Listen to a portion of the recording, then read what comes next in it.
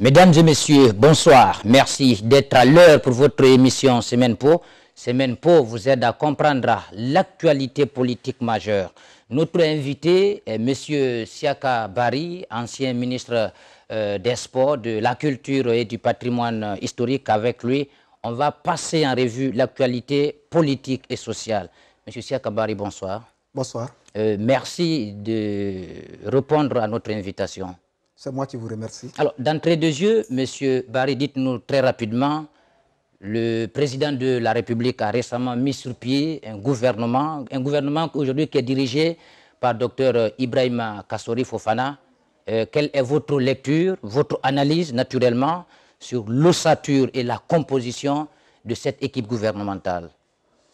Merci à vous. Merci de me donner l'opportunité de m'adresser à vos millions de téléspectateurs à travers le monde, et particulièrement à travers la Guinée. Comme vous le dites d'entrée de jeu, nous saluons cette initiative du président de la République qui vise à renouveler de façon périodique ses collaborateurs, à renouveler sa confiance en certains et à faire entrer des visages nouveaux dans le paysage administratif de notre pays. La Constitution lui confère naturellement ce droit qui est aujourd'hui un droit discrétionnaire dont il peut user. Et nous saluons donc à ce titre l'arrivée du Dr Kassori Fofana. Dr Kassori Fofana, faut-il le dire, est celui que moi-même j'appelais affectueusement mon coach. C'est un coach, c'est quelqu'un qui m'a beaucoup épaulé dans ma jeune carrière. C'est quelqu'un pour qui j'ai beaucoup de reconnaissance. C'est un homme de valeur. Je profite de votre micro pour le féliciter pour cette nomination. Et j'ai dit, comme je l'ai dit la dernière fois, que maintenant, les yeux du peuple se trouvent rivés maintenant sur ce gouvernement. Les yeux du peuple se trouvent rivés de telle sorte que le peuple qui attend aujourd'hui que des améliorations significatives soient apportées dans sa condition de vie, soit réellement aujourd'hui attaché à l'espoir. Monsieur Barry, quand vous prenez un peu la démarche du président de la République, vous vous souvenez, il avait dit qu'il allait d'abord consulter la majorité silencieuse avant de composer ce gouvernement. Est-ce que ça a été fait? Parce qu'il y a plusieurs analystes politiques qui pensent que c'est plutôt la bouteille à l'encre, hein, c'est l'éléphant qui a accouché d'une souris. Bon, écoutez, je n'ai pas envie d'épiloguer sur la démarche du président de la République. Je n'ai pas trouvé cette démarche judicieuse. Je n'ai pas la langue dans la poche. Moi, je le dis tout de suite, je n'ai pas trouvé la démarche judicieuse. Qu'est-ce que je n'ai pas trouvé judicieux dans cette démarche? D'abord, c'est l'effet d'annonce. Un président de la République n'est pas obligé d'annoncer la mise en place d'un gouvernement. Notre président l'a fait le 8 mars devant les femmes. C'est vrai qu'à l'époque, il se trouvait en butte avec des difficultés d'ordre syndical. Et donc, pour un peu atténuer ou baisser la tension dans la rue, il était obligé, ou bien il s'est senti obligé d'annoncer ce que je crois qui n'était pas nécessaire. Il l'a fait. Et après cet effet d'annonce, très malheureusement, nous avons vu une administration au ralenti, une administration immobilisée. Parce que lorsque vous annoncez à des hauts cadres, surtout à des ministres, que vous allez procéder à un remaniement ministériel, vous instaurez un climat d'incertitude. Et donc les ministres, devant ce climat d'incertitude, ne pouvaient pas jouer pleinement leur rôle de ministre et ne pouvaient pas s'occuper de façon pleine de leurs prérogatives ministérielles. Cela a créé une certaine forme d'immobilisme dans l'administration, puisque si le ministre ne travaille pas, naturellement le ministère ne travaille pas. Et donc notre pays n'en avait pas besoin. Notre pays est aujourd'hui un pays sous perfusion économique. Sous perfusion économique. Donc nous n'en avions pas besoin. Et ceci dit, nous avons pris 3 mois. Je dirais d'ailleurs, nous avons perdu 3 mois. Après 3 mois, il y a eu le déballage du gouvernement. D'aucuns ont qualifié cela comme si c'était la montagne qui accouchait d'une souris. Et à votre avis, Est-ce que c'est quel type de gouvernement? Un gouvernement politique, un gouvernement de relance de l'économie nationale? Avoir un peu sa composition. Non, écoutez, quelqu'un a dit que ce n'était pas un gouvernement de relance économique, que c'était un gouvernement de relance du troisième mandat. Bon, est-ce que c'est un gouvernement de relance du troisième mandat? J'ose croire que nous ne sommes pas d'abord là. Mais tout ce que je sais, oui, c'est que le président de la République avoir un peu la composition il a voulu de ce gouvernement. Il a voulu faire du vieux... Monsieur Siaka Barry, vous avez côtoyé le professeur Alpha Condé, vous le connaissez naturellement. Dites-nous, est-ce que ce gouvernement, c'est pour naturellement préparer un troisième mandat? Tout ce que je sais, un peu sa démarche. Tout ce que je sais, étant économiste moi-même, je suis économiste de développement, étant aussi un agent de développement, le profil de ce gouvernement ne se prête pas à un profil de développement. C'est mon point de vue. Je pense que dans ce gouvernement, vous avez plutôt affaire donc, à des personnalités politiques qui sont certainement venus prêter main forte au président de la République dans un contexte politique donné, plutôt qu'à des technocrates qui allaient s'attaquer donc aux questions substantielles, aux questions existentielles et aux questions sociétales. Voilà ma lecture de la chose. Et puis de deux, il y a une autre déception qui s'est installée, pas chez moi naturellement, parce que moi j'accorde le bénéfice du doute à ce gouvernement. Mais il y a une autre question qui s'installe, c'est celle qui flétrit le fait qu'on veuille faire du neuf avec du vieux.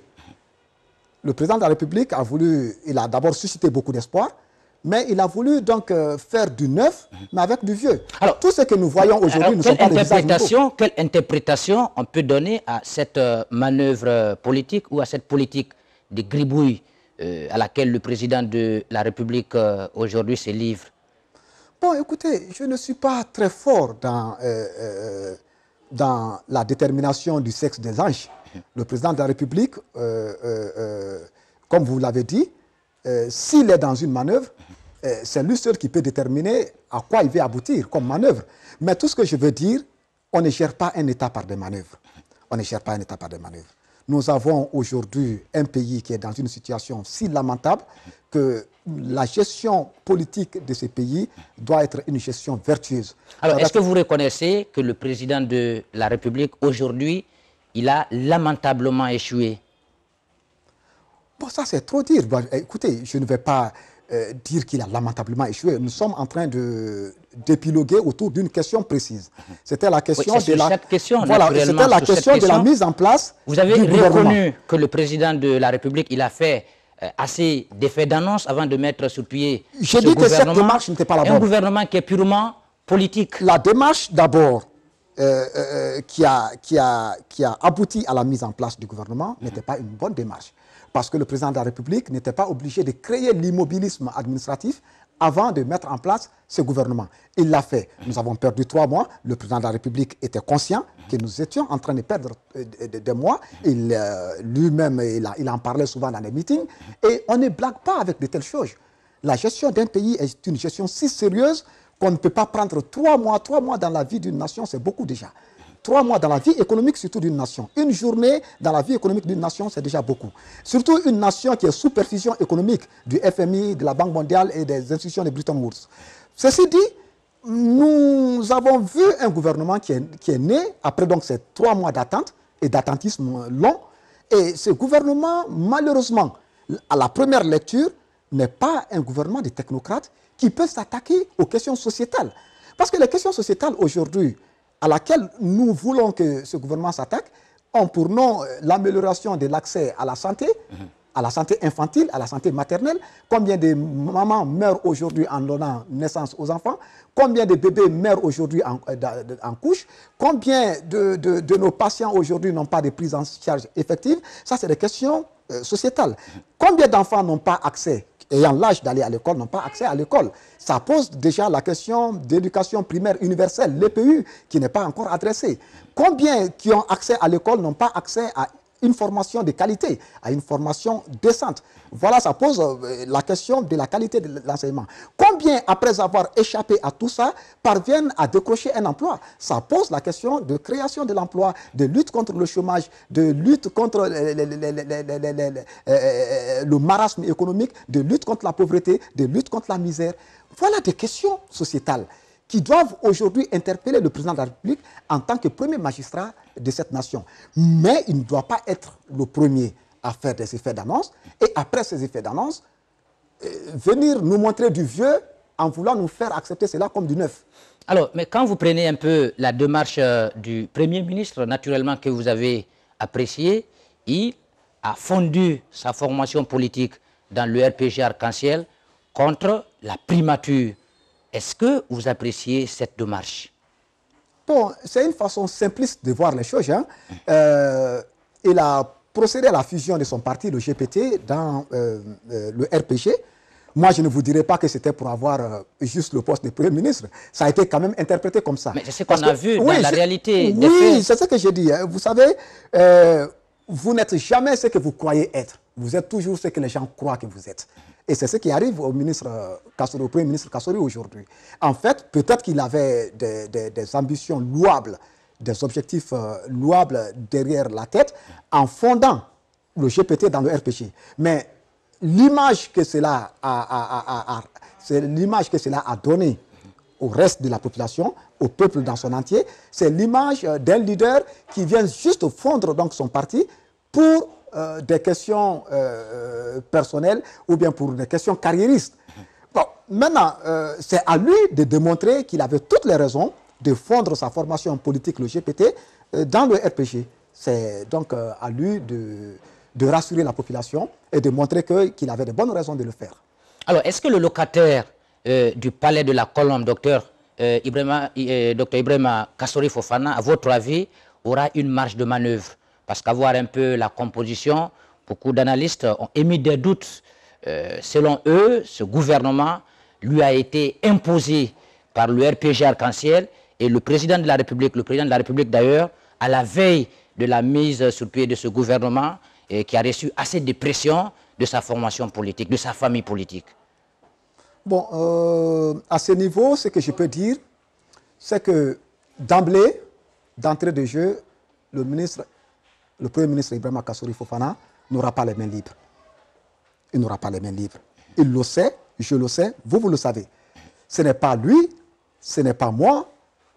Je crois que c'est notre constitution même qui porte en elle les germes d'un pouvoir hyper présidentiel. C'est là le problème. Le problème se trouve dans les fondements constitutionnels.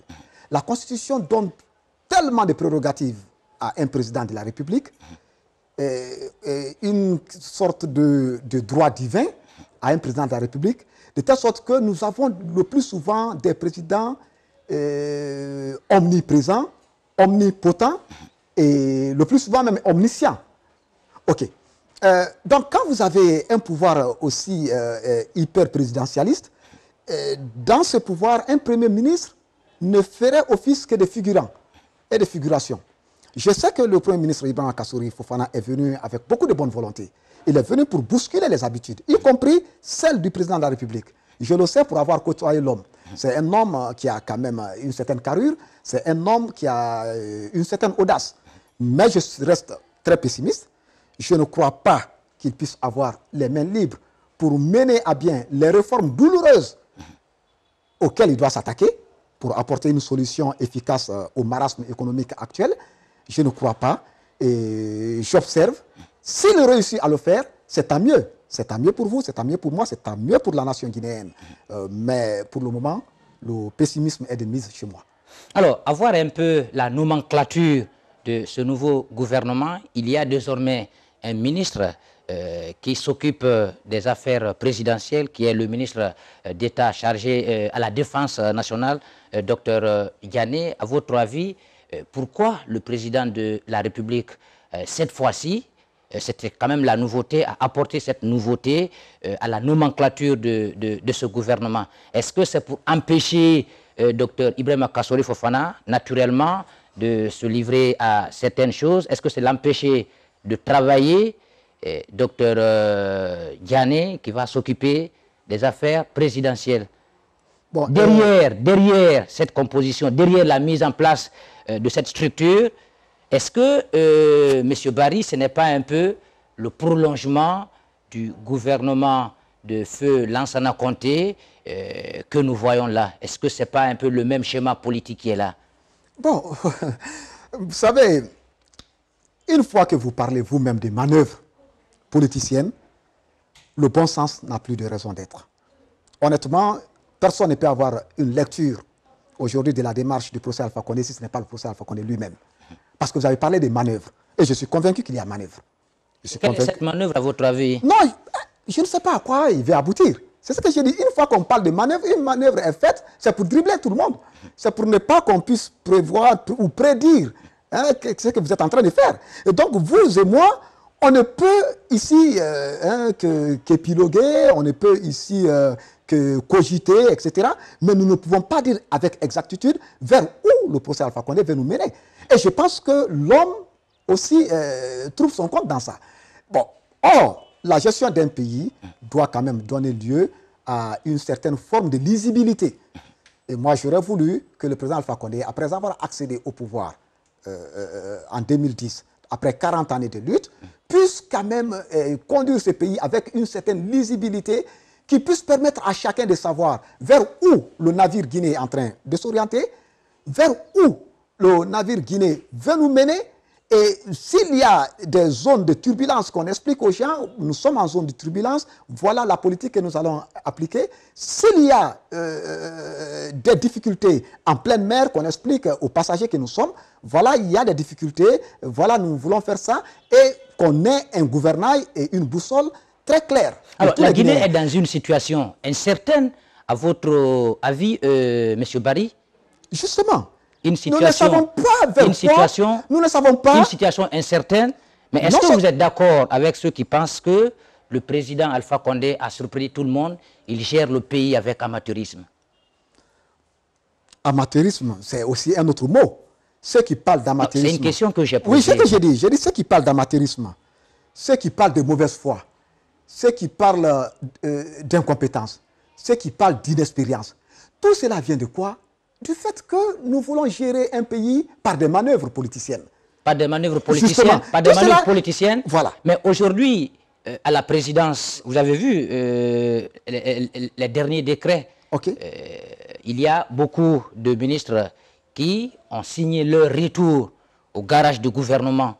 C'est-à-dire, ils vont les recycler là comme ministre conseiller à la présidence. On va assister à non seulement de l'immobilisme de l'État, mais aussi l'État sera obligé de faire assez de dépenses. Les conséquences, à votre avis, seront quoi? Les conséquences, d'abord, de cette forme de pléthore qui est en train de se former au niveau de la présidence, c'est d'abord le poids sur le trésor public. Encore une fois, je le dis, on ne peut pas gérer un pays par des manœuvres politiciennes. Ceux qui applaudissent le président Alpha Condé dans ses manœuvres n'aiment pas et le président Alpha Condé et la nation guinéenne. Est-ce que vous vous attaquez donc aux partisans du RPG Arc-en-Ciel? Non, je ne suis pas d'accord. Je ne suis pas sûr si tous les partisans du RPG Arc-en-Ciel approuvent cette manière de faire. Les partisans du RPG Arc-en-Ciel, moi-même j'ai été un alphaïste, je vous le dis tout de suite, j'ai été un alphaïste.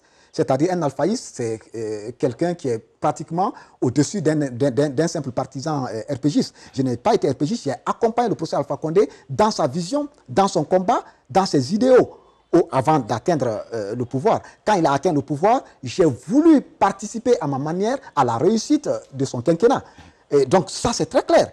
Et j'ai voulu réellement bousculer les habitudes de telle sorte qu'on puisse produire des résultats. Parce que c'est de cela qu'il s'agit aujourd'hui. Le peuple de Guinée a besoin de résultats. Le peuple de Guinée a besoin de concret. La ménagère a besoin de quoi mettre dans l'assiette. L'élève a besoin de quoi mettre dans la tête. Il a besoin de cahiers, il a besoin de tables bancs, il a besoin de salles de classe. La bonne dame qui est en couche a besoin de maternité, etc. Voilà des questions concrètes. Le professeur Alpha Condé n'avait pas besoin de manœuvres après 2010. Il avait besoin de produire des résultats fiables pour convaincre la population qu'il était l'homme de la solution, l'homme que nous avons acclamé pendant une quarantaine d'années, et que donc cet homme étant venu à Sékou Touré, qu'il était l'homme de la situation. Voilà pourquoi je l'ai dit lors de ma passation de service, dans mon discours de passation de service, j'ai dit au professeur Alpha Condé qu'il est plus difficile de rentrer dans l'histoire que de rentrer à Sékou Touré. Il est rentré à Sékou Touré, ce qu'il attend maintenant, c'est de rentrer dans l'histoire. Mais ne rentre pas dans l'histoire qui le veut, mais qui le peut. Au jour d'aujourd'hui, le professeur Alpha Condé est devant son destin. Soit il saisit son destin, il rassure le peuple, il pose des actes rassurants pour le peuple, il aide son peuple à rentrer dans le bonheur. Et lui-même, il rentre dans l'histoire, ou bien il échoue, on le met dans le rebut de l'histoire. Dans ces conditions, il aura fait 10 ans à Sékou Touré, mais 10 ans pour rien. Alors, 10 ans pour rien, aujourd'hui, est-ce que le locataire de Sékou Touré n'est pas pris en otage par les caciques du PUP?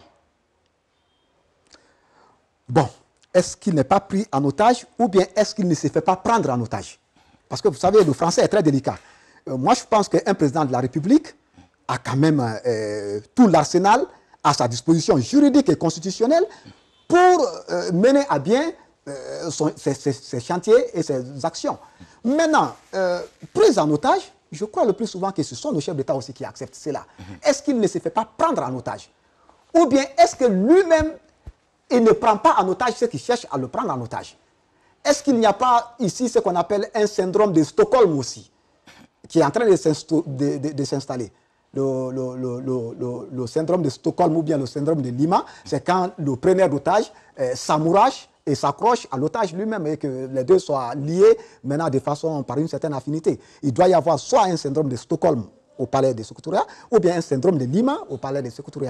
Tout ce que je sais, aujourd'hui, il est entouré par ceux-là qui ont été décriés sous le deuxième régime. Personne ne pouvait imaginer que certains ministres aujourd'hui qui narguent le peuple au sein de ce gouvernement pouvaient reprendre du service après janvier-février 2007. Janvier-février 2007, c'est tout un peuple qui est sorti. Est-ce qu'on peut savoir certains noms? Mais écoutez, c'est l'exception qu'il est facile de citer dans ce cas. Tous ceux qui sont là sont du PIP, là. Et comme qui? Je te cite juste les exceptions. Les exceptions, c'est peut-être Dr Diané qui n'est pas du PIP, c'est un certain Bantamasso qui n'est pas du PIP, c'est un certain Ibrahima Kourouma peut-être qui n'est pas du PIP, mais la majorité qui peuple aujourd'hui et le gouvernement et Sékou Touré sont du PIP. En fait, c'est les exceptions qui sont rares aujourd'hui. Président, ce n'est pas aujourd'hui d'unir un peu les Guinéens et de rassembler certaines compétences pour booster le développement? On ne peut pas me convaincre que les compétences existent seulement dans le passé. Ces hommes appartiennent au passé. Et ces hommes ne peuvent pas prendre en otage la gestion de notre État. Ce sera le bol que nous avons exprimé en janvier-février 2007, lorsque nous sommes tous sortis dans la rue, lorsqu'il y a eu des centaines de morts. À ce que je sache, il y a eu près de 250 morts dans les événements de 2006 et de janvier-février 2007. Les 250 morts, on ne doit pas les passer à perte et profit. Ce n'est pas possible. Ceux-là ont quand même une mémoire qui doit être honorée. Ceux-là ont le regard rivé. D'autres tombent, ils ont le regard rivé sur nous. Et le professeur Alpha Condé, c'est ce que j'ai dit dans une de mes interviews passées, j'ai dit mais qu'il ne reste que Eugène Camara pour boucler la boucle. Il ne reste que Eugène Camara dans cette équipe pour boucler la boucle. Tout le monde se retrouve. Ou bien un certain Selou Dalin qui est à l'opposition, mais aujourd'hui, opposition et mouvance, il n'y a plus de différence. Alors, il n'y a plus de différence. Monsieur Siakabari, aujourd'hui, apparemment, tu es tête au pouvoir de Conakry, un pouvoir pour lequel il a travaillé. Et depuis qu'il a été débarqué, certains pensent qu'il serait frustré. Bon, je réponds toujours à ça, ça m'amuse beaucoup. Si on pense qu'on va être frustré après avoir quitté un gouvernement, on n'accepte pas de quitter ce gouvernement. On n'accepte pas. Il est plus facile de maintenir son poste ministériel que de quitter et vouloir revenir. Je n'ai rien fait pour maintenir ce poste-là. Ce poste, d'abord, je n'ai rien fait pour le chercher. Mais vous avez changé de langage. Non, Non, je n'ai pas changé de Vous avez langage. tourné de veste rapidement. J'en viens. Mon langage est toujours cohérent. Si j'avais changé de langage, si je ne tenais pas ce langage, je vous pose la question pourquoi j'ai été débarqué. J'ai été débarqué pour une cause là.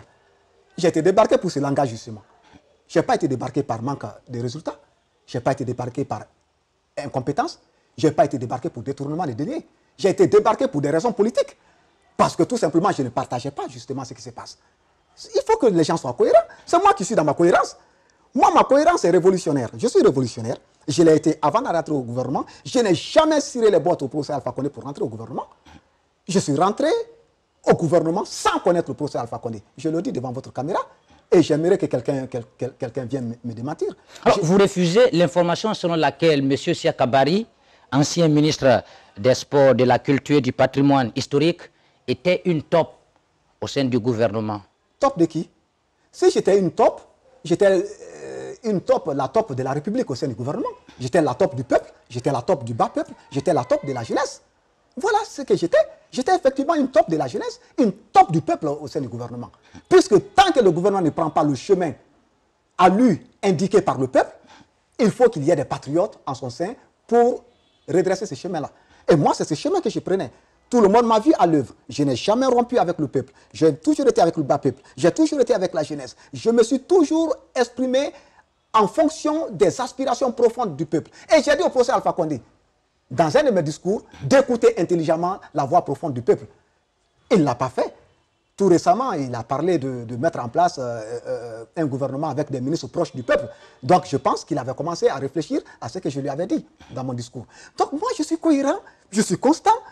Je n'ai jamais demandé à rentrer dans un gouvernement. Et lorsqu'on m'a nommé dans le gouvernement, j'ai vu cela comme une opportunité de servir pas le procès Alpha Condé, mais ma nation et la République. Ce que j'ai fait pendant 20 mois, personne ne m'a vu au siège d'un parti politique en train d'arborer des foulards jaunes pour insulter ni l'opposition ni la mouvance. J'ai fait mon devoir à mon âme et conscience. J'ai produit les résultats que je pouvais produire pendant 20 mois. Et lorsque ma démarche a dérangé ceux-là que ça n'arrangeait pas, ils m'ont dit au revoir, je leur ai dit au revoir. Où se trouve la frustration? Est-ce que vous êtes en train de sonner la charge à l'endroit du parti au pouvoir, le RPG? Le parti au pouvoir est la victime fondamentale de cette histoire. Le parti au pouvoir, c'est la première victime aujourd'hui de cette volte-face. Si quelqu'un a eu à faire une forme de volte-face, c'est bien peut-être le procès Alpha Condé. Parce que vous êtes d'accord avec nous que ceux-là que nous étions en train de combattre hier, que ce sont ceux-là aujourd'hui qui sont les décideurs autour du procès Alpha Condé. Vous êtes d'accord avec nous? Vous êtes d'accord avec nous que les tortionnaires de ces militants de première heure du RPG Arc-en-Ciel, que ce sont ceux-là aujourd'hui qui sont à la manette du pouvoir? Vous êtes d'accord avec nous? Alors, donc, Monsieur Siaka Bari, qui a retourné la veste? Monsieur Siaka Bari, ancien ministre de la Culture, du Patrimoine historique et des Sports, qui parle sans embâche, sans langue de bois, dans l'émission Semaine Po, et récemment il a fait une sortie qui s'est répandue comme une traînée de poudre en Guinée et à travers le monde. C'est sa candidature en 2020. On va tout à l'heure suivre le journal télévisé et derrière on va se retrouver pour la suite de cette interview vérité.